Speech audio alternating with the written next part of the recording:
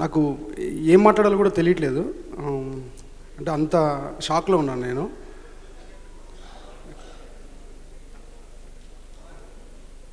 చాలా షాక్లో ఉన్నానండి.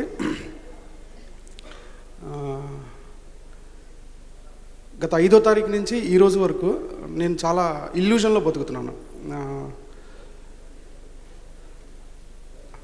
నమ్మాలనిపిస్తుంది, కానీ ఎక్కడో ఇంకా చిన్న షాకే ఉంది నాకు.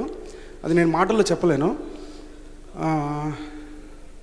ఎందుకంటే కరెక్ట్గా 10 ఏళ్ళు పట్టిందండి. నేను తీశాను ఇంతకు ముందర ఒక 4 సినిమాలు చేశాను, బట్ ఎప్పుడు ఇంత రిసెప్షన్ లేదు. అది మొదటిసారి రుచి చూశాను నేను. అది ఎప్పటికీ మర్చిపోలేని ఒక చిన్న ఫీలింగ్ ఇది. ఎందుకంటే ఈ కథ నాకు చాలా చాలా దగ్గరైన కథ. 2007లో మొదలైన ఒక జర్నీ ఈ కథ. అది పూర్తిగా ఒక దృశ్య రూపంలోకి మారటానికి ఇంత టైం పట్టింది. దీని వెనకాల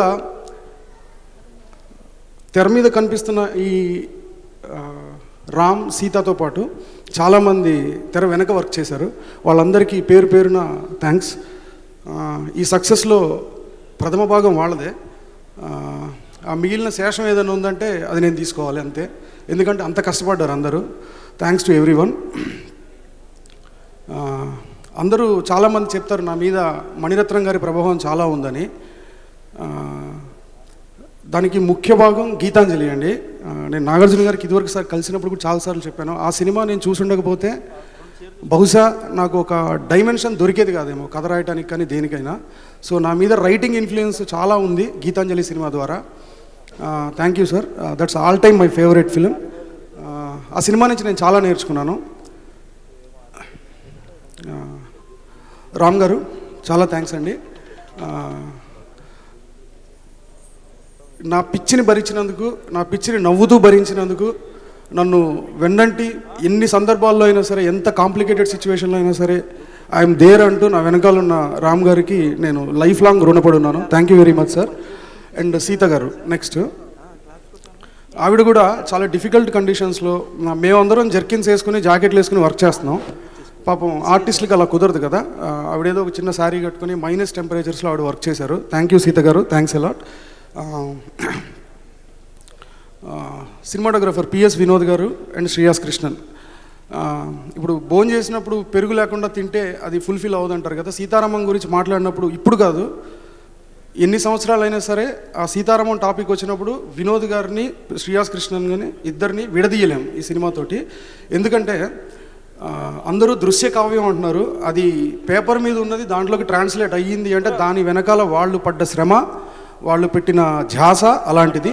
thank you very much sir. ఆయన పబ్లిసిటీలకి ఇలాంటి వాటికి రారు వినోద్ గారు, ఎంత రిక్వెస్ట్ చేసినా రాలేదు. ఎందుకంటే ఆయన కొంచెం చాలా క్లోజ్డ్గా ఉంటారు మనిషి. Thank you very much sir.